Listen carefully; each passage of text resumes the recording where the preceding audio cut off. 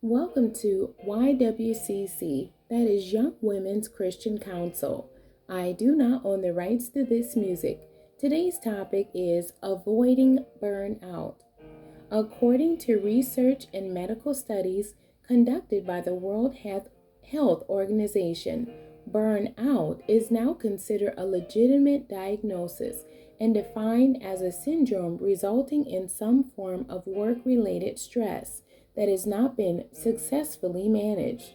We need an individualized diagnostic test to find out if we are going through the motions of ministry linked to burnout. Let us be clear, burnout is not anything that devil is responsible for. Saints, unfortunately, burnout is introspective and requires a level of honesty and personal control.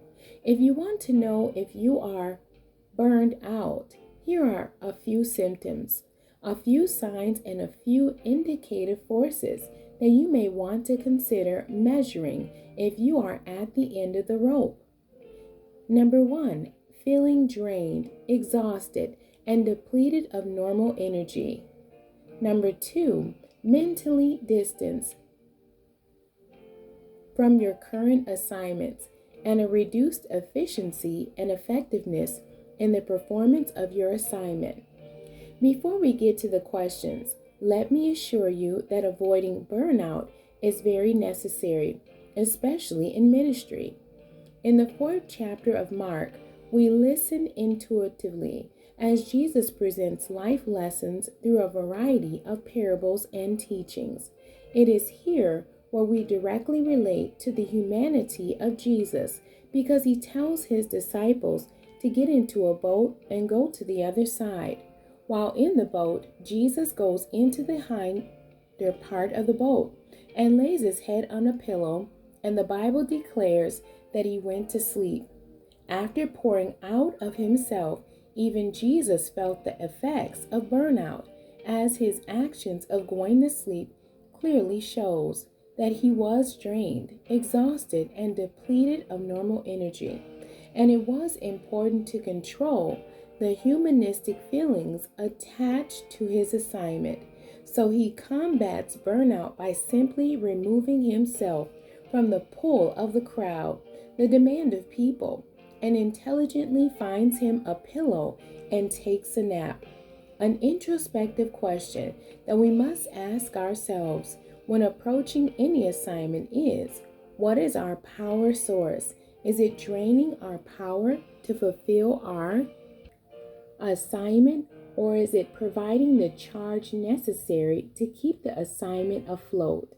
If you are unaware of what you are connected to, you could experience levels of burnout because what has connected to your source of power is causing major drainage. Beware of external factors of connection that appear as though they are charging you, but draining your power simultaneously. In all truth, sometimes you have to unplug in order to actually recharge. When you are on too long, you get overheated. Avoiding burnout. Number 1, stop trying to be the hero. Put up your cape every once in a while and relax.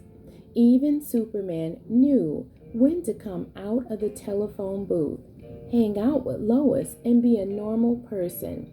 Number 2, listen to your body. It actually speaks to you. Stress and burnout causes health issues that can easily be avoided. Number 3, take time for you and your family members. Unplug from church-related activities. God is righteous and will not punish you for having fun. In fact, let's note that even he rested after framing the world. You need a break.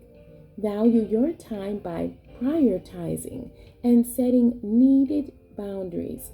You do not have to be all things to all people at all times. Set the expectation of boundaries, and the people will fall into place.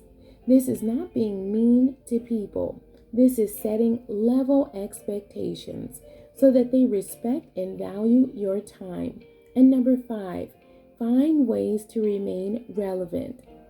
The end. God bless you and thank you for joining me today.